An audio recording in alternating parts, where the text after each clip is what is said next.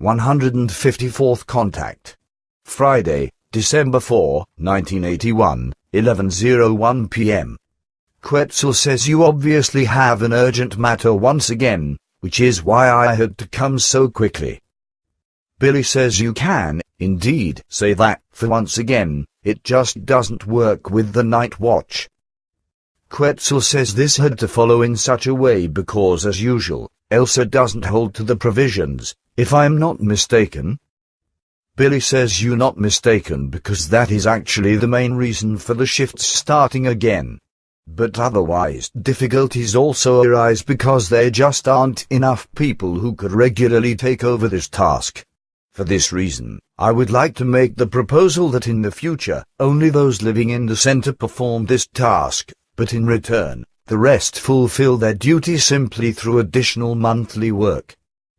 Quetzal says that idea can, indeed, be discussed, but concerning this, I would have another proposal to make stick to the arrangement established by me, but exchange Elsa for Roland, then the units remain the same. Billy says unfortunately, that just won't work because Roland has been working abroad for the last 2 months. Quetzal says of course, that is of correctness, I've overlooked that. There is but one solution to the problem. Roland still takes over the duty of Elsa but at half task, while the other half will be completed by another group member. Billy says that's already happening because he carries out his watch as a half with Bernadette. Quetzal says but my determination was Bernadette and Cornelia together. Billy says but that didn't work, which is why a shift had to be made. Quetzal says then the solution can only be that all group members carry out the duty of the night watch in turn with Roland. There are 9 group members living in the center who can carry out this duty.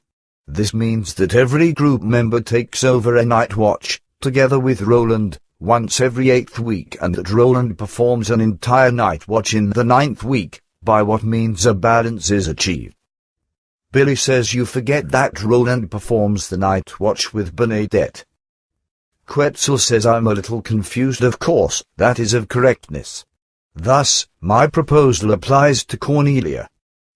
Billy says good, that will work, but what if she also goes to work abroad?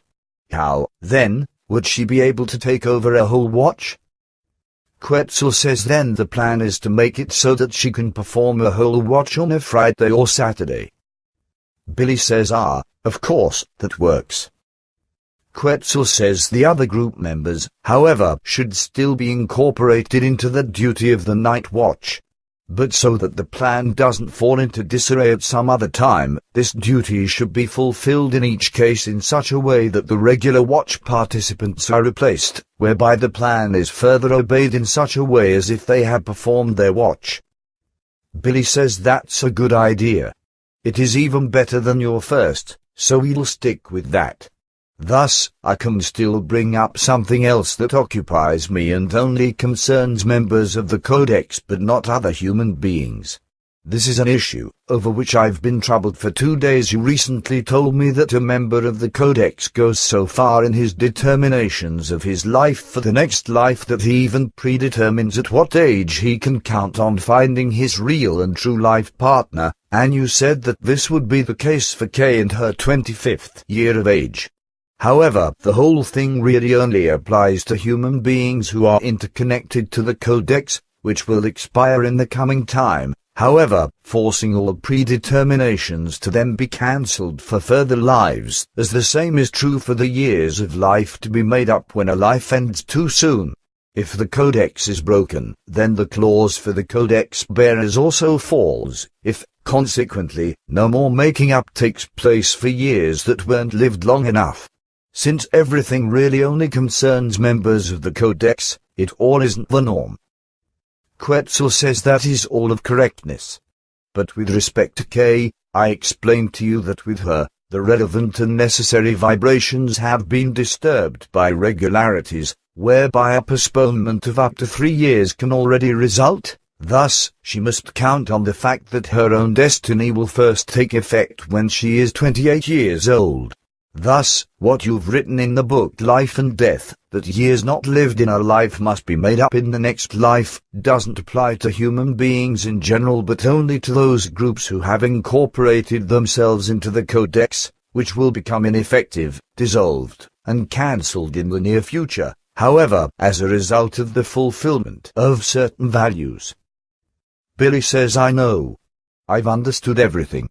As I have inferred from your words, in each case, every Codex-affiliated human being, already in the preceding life, determines for the next life the time or age from which he could possibly meet his life partner, who really is the right one.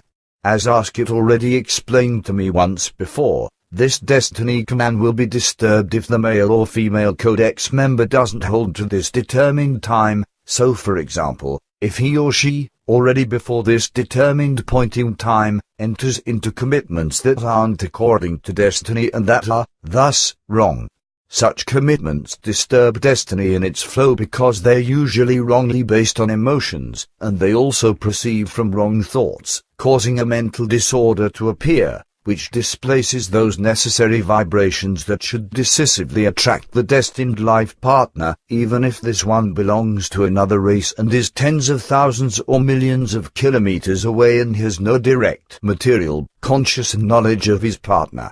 Nevertheless, the subconscious forms connect and find each other, so one partner will find the other with absolute certainty if the destiny vibrations of the psyche, which are sent out through the material as well as through the subconscious form and then received again, are functioning properly and aren't disturbed by false influences. But the danger of the disturbance or even the destruction of destiny vibrations is presently very large, due to the wrong lifestyles and the wrong environmental influences associated with them and so on, but above all, due to the fact that the lack of knowledge of human beings in relation to the teaching and its impact, as well as to the causes and effects of thinking, of material consciousness, as well as of the workings of the subconscious and the determinations and the power of the psyche, usually lets the human beings act wrongfully, whereby they ignore their determinations and even destroy them in many cases.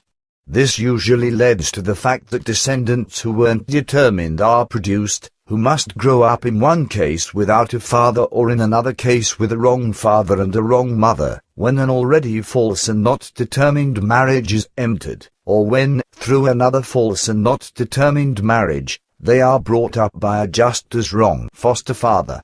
This, then, is often the reason why such children are abused by their forced parents and are even killed, but in the very least cases, they simply find disdain or expulsion.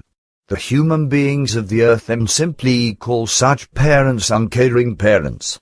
But through the overall disregard of the provision for marriage, it also happens that many wrong and not determined marriages are entered, from which also many descendants originate who also aren't determined. These descendants then largely find no connection in their families, as well as not in the environment and in the society of their civilization. As I know, you designate these not determined descendants as descendants of overpopulation. These are human beings who are produced thoughtlessly and through falsehood and who become placed into the world and who, therefore, cannot find their way in the world within a natural framework. These, then, are those who operate illegally, who become terrorists and anarchists and who want to turn the world and the social order upside down with murder, mayhem and violence, or with sectarianism and fanaticism. And the more the human beings of the earth produce such not determined or unconsidered offspring and bring them into the world, the greater the number of human beings of overpopulation and, with it, the number of those who cry for murder, war, mayhem, revenge, hatred, sectarianism, fanaticism, terrorism, and anarchism and who also manage it. Is that right? Quetzal says it surprises me no more. Billy says so then that's right. Okay, then it's also probably right that for males and females, two different basic values are given, but these values are also valid for hybrids of the respective race. Quetzal says I have nothing more to add. Have you consulted the memory block? Billy says no. Quetzal says phenomenal. Billy says thank you, you are generous. Quetzal says truly, phenomenal. Billy says that's enough. Then I'll now continue on for the white human beings of the Earth and their hybrids. The following values are valid. Table 1. These are the basic values that stand as age years. In addition to these, in each case there still comes the basic numerical value of a Kabbalistic form, between 1 and 9, which arises from the birthday and the natal month in added up form to the base number. Thus, my list states that, for example, if a human being of the Earth is born on March 16 and 3/16 and is female, at the age of 29 years, she will be at the determined age to find the right life partner, although this may still take a shorter or longer time because the destiny vibrations first become fully effective at this age. Thus, it can take 1 or 2 or even several more years before the effect of the cause is sufficient. I come to this aforementioned result because 16 and 3 results in 10, therefore, the cardinal number 1 originates from it, which is then added to the basic value according to my mentioned basic value list, so to 28. And 28 plus 1 equals 29. Is this right now, my son? Table 2. Quetzal says if I didn't hear it with my own ears, I would have doubted it. Phenomenal. Down to the last detail, everything is of correctness. A further comment is unnecessary. Billy says thanks, you too kind, but at this moment, listen further. These calculations only have their correctness for the present number of humanity of 4.3 billion. For each additional increase of 500 million in the human beings of overpopulation, the basic value number increases by another 2 points, that is 2 years.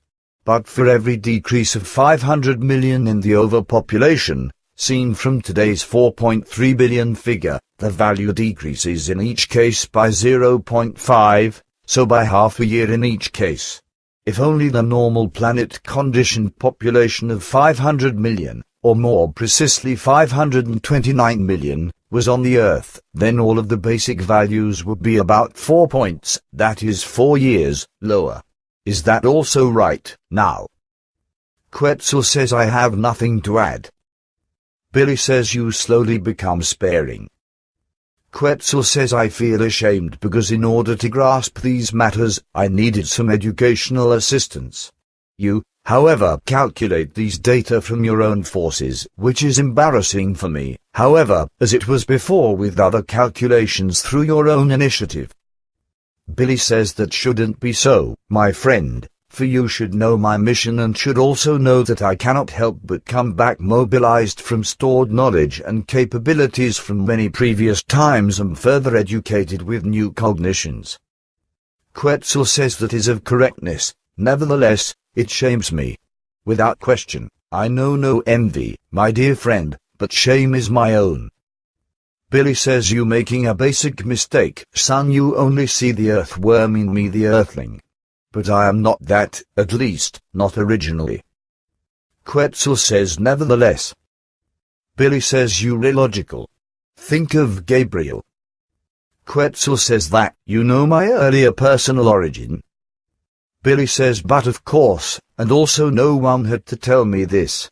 I've known this since the time, when I first saw you. Quetzal says you really know how to keep a secret. Billy says I had no reason to talk about it, you former half-earthling. You are, nevertheless, just a little bit younger, even though you are now more knowledgeable in many things, while I take care of my knowledge and capabilities somewhat unilaterally and am trying to do my best there. Quetzal says truly, that is also so, Yule ran. I no longer feel ashamed at all. Thanks, brother. Billy says you not only have humor, but you're also sentimental, Halankange Methuselah. Quetzal says that was then. Billy says of course, for we live in today, thus, I'm back on topic. I have here the data of values for the other Earth human beings, if I may still read these aloud. Quetzal says so be it. Billy says very well, for the yellow human beings the following applies, and by this, I mean the Japanese and Chinese as well as all other yellow-skinned human beings. It is also true for their hybrids. Table 3. Next follow the brown human beings, to whom I also count Africans, Brazilians, Indians, and islanders, etc. of all kinds. Table 4. Then follow the red human beings, so the pure Indians and their hybrids, but to whom the so-called wild Indians and jungle Indians are not counted, who fall among primitive peoples. Table 5. Besides those previously mentioned, however, there are still many various other kinds of human beings on the earth, who also have different skin colors, but within the context of the aforementioned. But these kinds of human beings are mostly primitive peoples, like pygmies, jungle Indians, so-called indigenous people, like in Australia, New Guinea, and so on and so forth. If I had to calculate all their data, then I still wouldn't be finished with it today, which is why I was content to deal with the highest standing primitive peoples, whose data are as follows. Table 6. Especially among the primitive peoples, it is striking that the basic values are sometimes very low, which I have thought about. Thus, I've come to the conclusion that, indeed, the average life expectancy of a type of human being must play an important role in this determination, but I haven't tested or calculated this. But maybe you can give me information about this? Quetzal says that is actually so. The lower the life expectancy of a race to be calculated, the lower the basic values. That is, therefore, of correctness. Billy says then that's right. I still have another question, but which doesn't refer to these things but to smoking, as Semyaza once told me, but so did you. Smoking is a lot less dangerous than what is always maintained by anti-smoking organizations, etc. But Semyaza told me very specifically that these anti-smoking campaigns weren't driven because of and against smoking, but rather to cover up far worse things. About this, I would gladly like to learn a little more from you, if you can give me information. For my part, I only know from Semyaza that scientists and even certain governments are behind these campaigns against smoking because they want to conceal their criminal machinations thereby, namely the contaminations of the atmosphere and landscape with different kinds of poisons and the like. But mainly, as Semyaza said, the various contaminations generate the largest percentage of all those cases of disease that are well known as cancer and that are attributed to smoking pleasure. Thus, the criminal contamination of the atmosphere and food, etc. is concealed by this, while these scourges among humanity are simply imputed to smoking alone.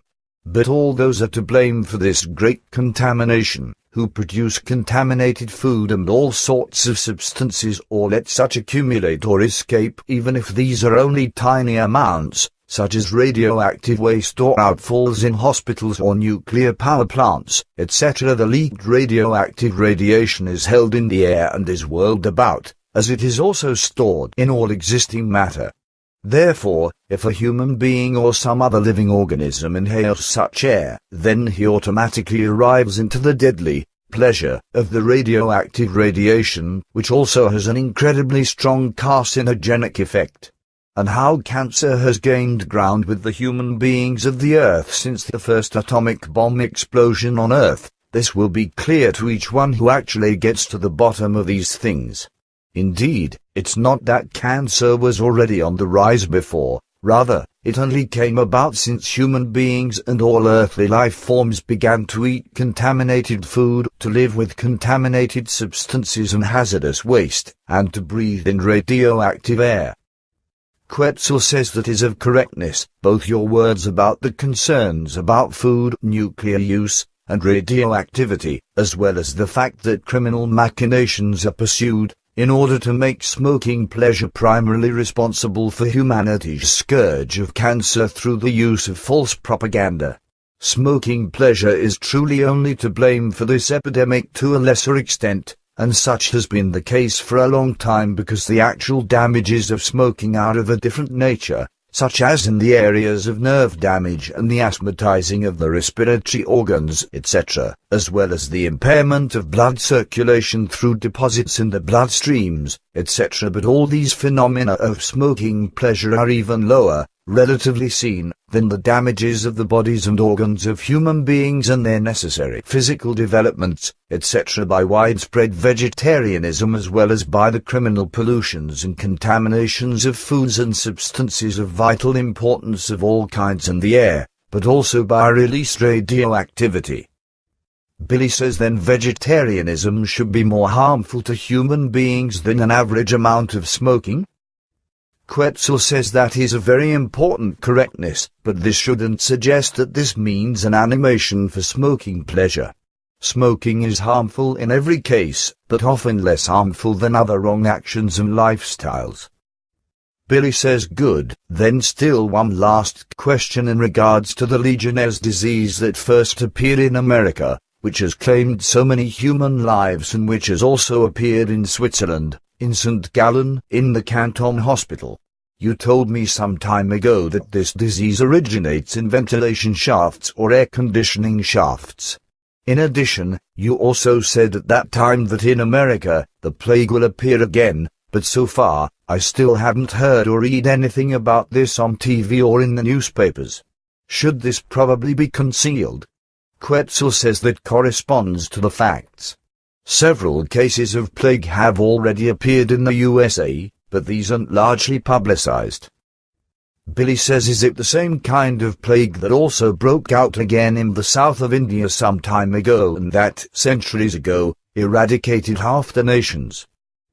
Quetzal says yes, it concerns the same epidemic. If the Earth human beings had been wiser at that time, then this epidemic couldn't have been so rampant. But today, like then, the reason for the transmission of the epidemic lies with the fault of human beings, because the keeping of house pets in the human living spaces as well as the close physical contact with such animals are to blame for the transmission and spread of the plague epidemic. But with regard to the Legionnaire's disease, the following is to be said: this also concerns an epidemic, but it doesn't come from the Earth, for it was driven here as tiny particles from outer space, as it is written in Emmanuel's prophecy, which says that epidemics from the space above will fall to the Earth. With the particles now driven here from space, which caused the Legionnaire's epidemic, it concerns a germ, a bacterium that is very fond of living in a chemically and radioactively contaminated atmosphere and that spreads out in this. Nevertheless, it is bound to a very specific climate, whereby it cannot multiply and spread out in the warm sunshine or in very cold weather. Great heat kills it when it can't remain in running bloodstreams, but great cold freezes it, so it solidifies very quickly, but at a certain temperature, it awakens back to life. On the Earth, the essential climate for this bacterium only prevails in air conditioning shafts, as you said. There, these deadly bacteria can live and multiply exceedingly, but they only become dangerous and deadly to human beings through a metamorphosis, through a transformation process that only comes about through the poisoned, polluted, and contaminated air. Once they have transformed themselves, they can then be driven through the air currents of the air conditioners, in order to arrive into the human living spaces, after they have become immune to greater heat influences.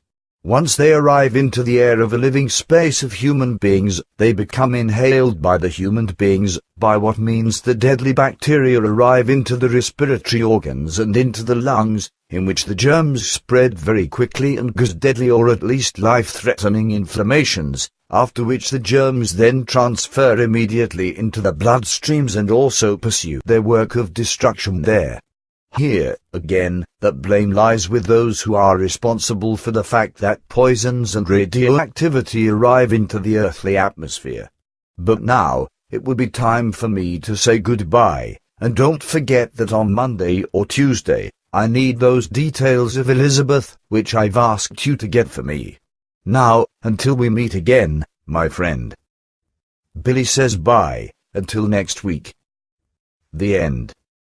If I'm not mistaken. Billy says you're not mistaken, because that is actually the main reason for the shifts starting again. But otherwise difficulties also arise because there just aren't enough people who could regularly take over this task. For this reason, I would like to make the proposal that in the future, only those living in the center perform this task, but in return, the rest fulfill their duty simply through additional monthly work. 154th Contact. Friday, December 4, 1981, 11:01 p.m. Quetzal says you obviously have an urgent matter once again, which is why I had to come so quickly. Billy says you can, indeed, say that, for once again, it just doesn't work with the night watch. Quetzal says this had to follow in such a way because, as usual, Elsa doesn't hold to the provision. Quetzal says that idea can, indeed, be discussed, but concerning this, I would have another proposal to make stick to the arrangement established by me, but exchange Elsa for Roland, then the units remain the same. Billy says unfortunately, that just won't work because Roland has been working abroad for the last 2 months. Quetzal says of course, that is of correctness, I've overlooked that. There is but one solution to the problem. Roland still takes over the duty of Elsa but at half-task, while the other half will be completed by another group member. Billy says that's already happening because he carries out his watch as a half with Bernadette. Quetzal says but my determination was Bernadette and Cornelia together. Billy says but that didn't work, which is why a shift had to be made. Quetzal says then the solution can only be that all group members carry out the duty of the night watch in turn with Roland. There are 9 group members living in the center who can carry out this duty. This means that every group member takes over a night watch, together with Roland, once every 8th week, and that Roland performs an entire night watch in the 9th week, by what means a balance is achieved. Billy says you forget that Roland performs the night watch with Bernadette.